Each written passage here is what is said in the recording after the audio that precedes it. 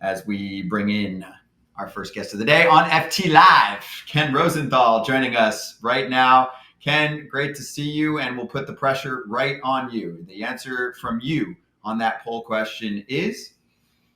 First of all, I love the question, and I loved this answer that a number of players gave. He made the list, but he wasn't really the main guy, and nor is he the main guy. But I like this idea. Adley Rutschman, because he is younger than all of the players we listed. He also is a guy that plays a position of incredible importance, catcher. And if you look at the way the Orioles have turned around since his promotion, it's pretty stunning. So, obvious answer is Ohtani. I'd go with Ohtani, of course. But I thought Rutschman was an intriguing choice as well. No Acuna? No Acuna, Ken. Guy's going to probably be the National League MVP. He's what, 24 years old, Ken? First of all, AJ, you're such the easy choice option. You're always option easy. First of all, AJ, what an honor it is to be with you finally. Great point. You know what, Ken? Interview's right over. You said the greatest point you've ever made. We can let you go now. Thank you, Ken. No, Acuna, of course, is a great choice, and he is still relatively young as well. I'm talking about with Rutschman, and I'm not disputing Acuna. I'm not even disputing Judge, who's 31. You want to start a team with Aaron Judge? Good. You're fine. But what I'm saying with Rutschman is the catching position, as you two guys know, is arguably the most important on the field. And this guy has a special knack behind the plate. He's a switch hitter. He does a lot of things. Ronald Acuna Jr. is arguably, after Ohtani, the best player in the sport right now. Of course you would want him on your team. But I'm just saying that Rutschman is an intriguing choice as well. No matter what you would have said, Ken, AJ would have given you a hard time. So that's why you take it with a smile. But I love the Rutschman. I saw that on some of the lists, and I love that. But the one person that nobody said has actually been on the field when they've won a World Series, Yordan Alvarez, and had big hits to put his team there. Like he can't get overlooked, even though the defense and all that stuff. But to me, Yordan is a guy that's up there too. No doubt. And Eric, you touched on this. What's holding Yordan back in such a poll is the fact that he doesn't play all that much in the field. That's not his specialty. He is essentially a hitter. And Judge is a great defender as well as a hitter. Yordan is a capable defender when he's in left, but that's not his thing. So I would expect that the lack of versatility, relatively speaking, is why more players didn't vote for him. But there's another guy. If you're starting a team, who more would you want in the center of your order than Yordan Alvarez?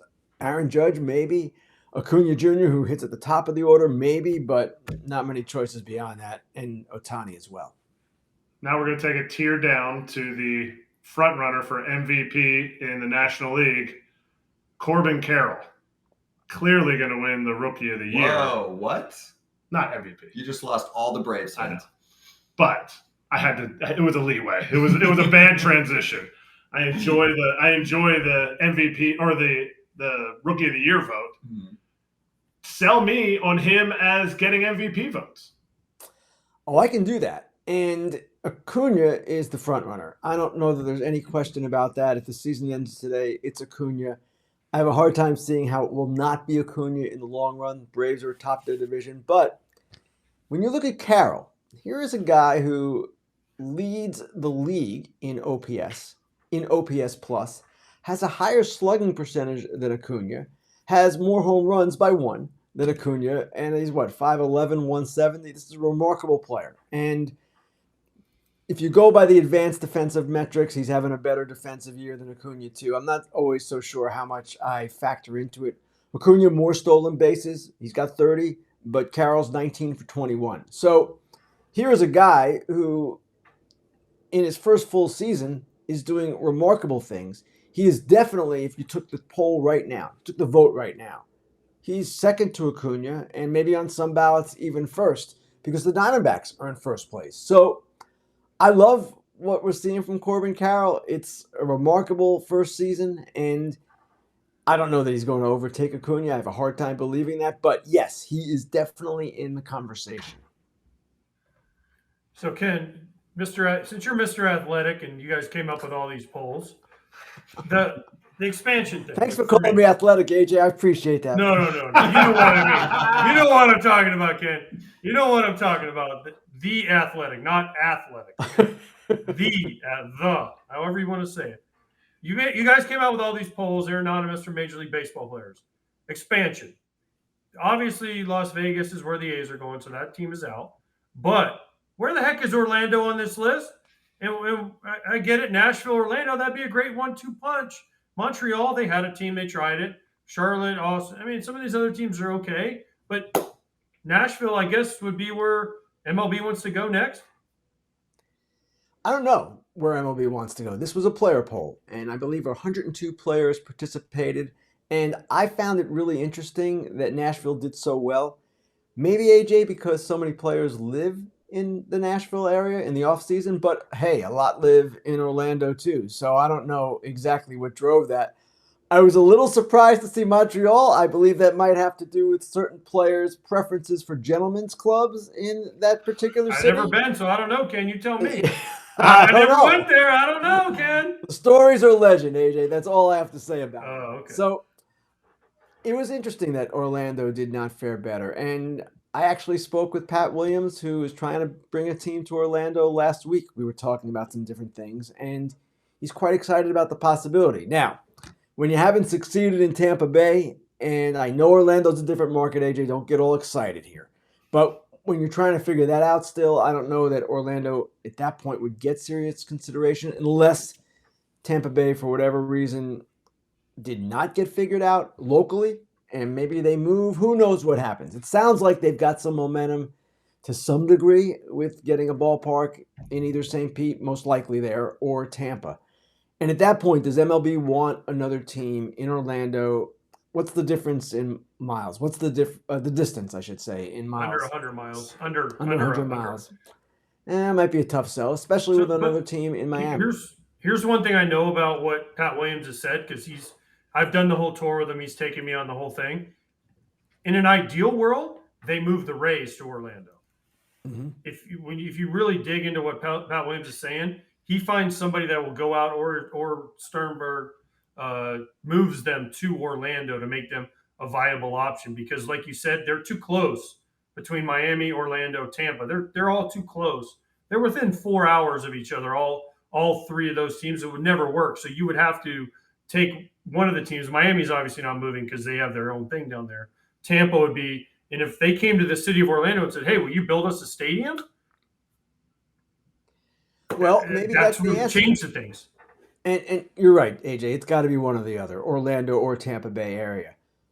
Now, we just heard all this talk from the A's, from Las Vegas, to some degree from MLB about, wow, all these tourism dollars are going to come into Las Vegas. All these people from all over the country are going to want to come to see baseball in that city.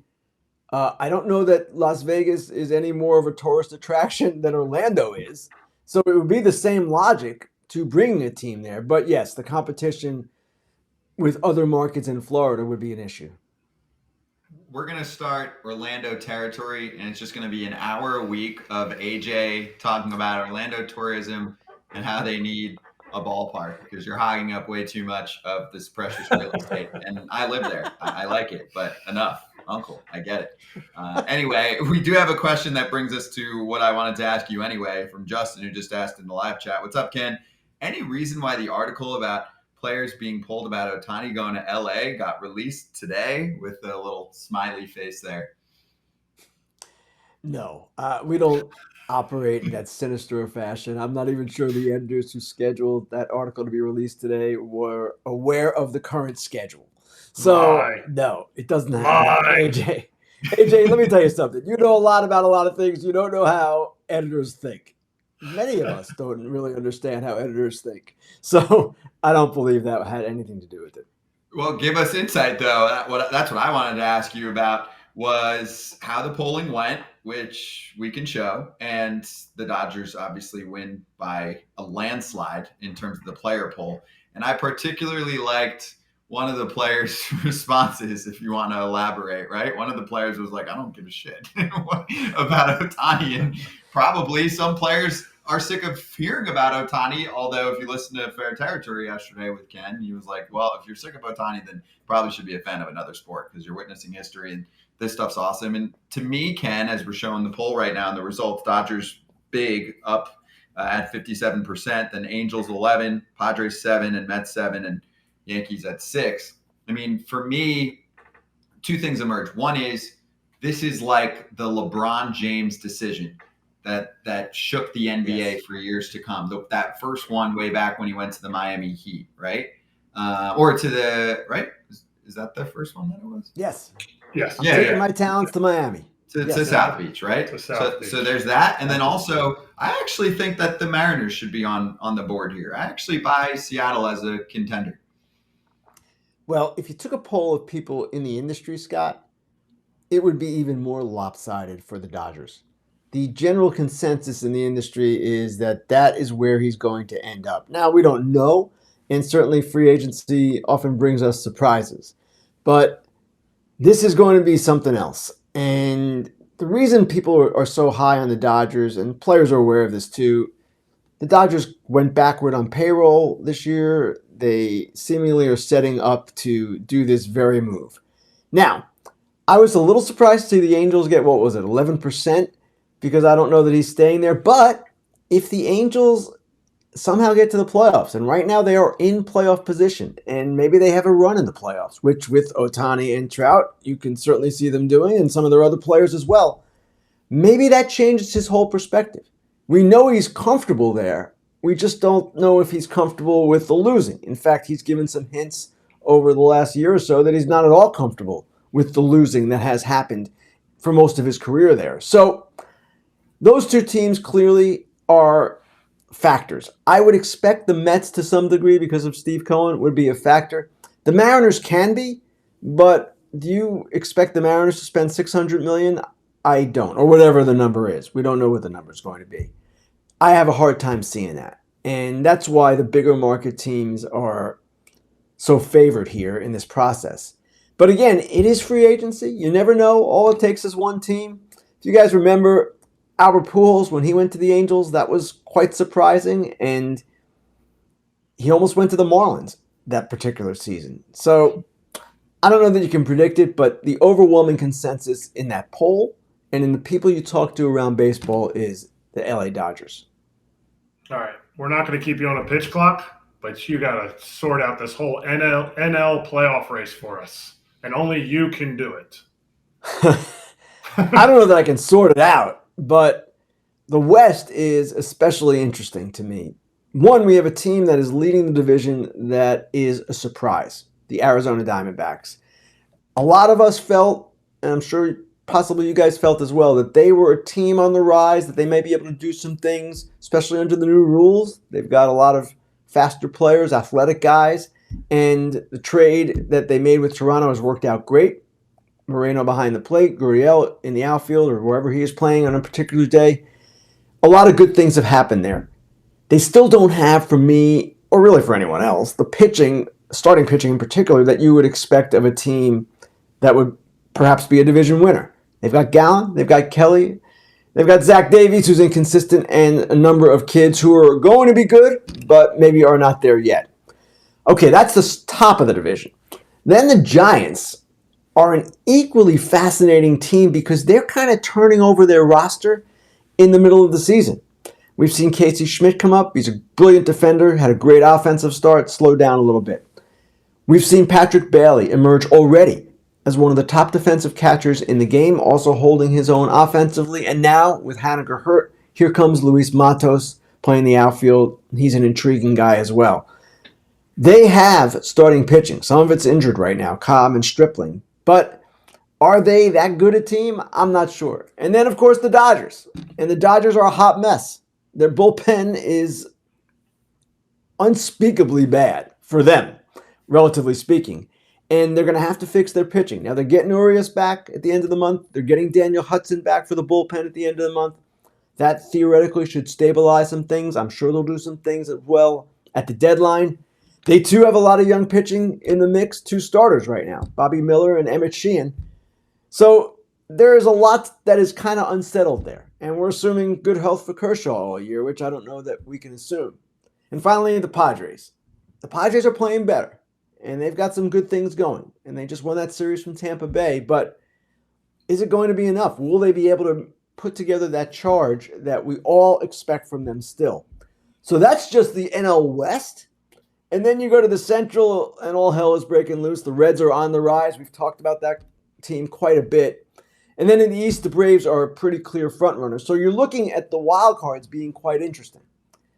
Do the Mets, the Phillies, and the Padres, the three disappointing teams in the league, along with the Cardinals, eventually make some kind of charge and grab those spots? That remains to be seen. And you know that all of those teams are not going to make the postseason. So there's going to be massive disappointment either in San Diego or in Queens or, of course, with St. Louis, who still has quite the uphill battle here. So the last thing I wanted to ask you about was we haven't had you on since Rob Manfred made some ridiculous comments trying to diss Oakland fans and local politicians. Like they didn't send us offers. And then the one that just damages the sport because there's so many human beings that care about this. And also this is a top market. It's not like you're talking about 5 people that you're pissing off, is to say, oh yeah, that was, I'm paraphrasing. It's like a cute little average attendance at the reverse boycott. Like that's cute, but I'm still going to stomp on you as I walk over to Las Vegas. Did that piss you off as much as basically everyone we've had on this show in the past week? Yes, of course. And I talked about this some on Fair Territory, the latest one that we released yesterday. And I kind of mentioned that this was punching down, that it's a person of authority and responsibility and power kind of looking at the average fan and saying, not good enough, sorry. And it just, as I said, is unbecoming of a commissioner of a sport. It's not something that reflects well on him or the sport. And I also said that we all understand that Rob Manfred is the out front guy for the owners and that it is his job, as it is the commissioner's job in every professional sport, to be the bad guy. You can be the bad guy and be gracious. You can be the bad guy and have a feel for the fans in your sport. You can be a bad guy and have a feel for the players in your sport. He has not consistently shown that feel for the players and the fans. So that's the problem in my estimation. Now, the owners, it seems to me, love Rob Manfred. And I can understand that. He makes them a lot of money. That's his job. He also takes the bullets. That's his job. But seems to me there is a way of showing empathy and compassion that you can still do while doing this job and running the sport the way you are running it. And I don't know why he is lacking in this particular regard, why public relations seem to be so difficult for him. Maybe it's simply his personality and that he doesn't care. But at the same time, this happens again and again and again. And I knew when they didn't sell out reverse boycott night, they came a little short. I knew, because I know how he thinks now, we've covered him a long time, that he would be looking at that and saying, they didn't even sell it out. Ultimately, that's kind of what he said. And the irony of the comment, they drew 28,500, I believe, that night, 28,000 plus. And the Las Vegas great stadium that they're moving into only seats 30,000. So that's going to be an average major league crowd too. And also, I have conspiracy theories that they made it a logistical nightmare to get in there. The traffic, you can see, check the Google Maps. It was a traffic nightmare. I think there were many people trying to get in. Anyway, Davis, one of our commenters, said, I get he's a puppet for the owners, but his delivery is consistently trash. AJ, I think that's right on point.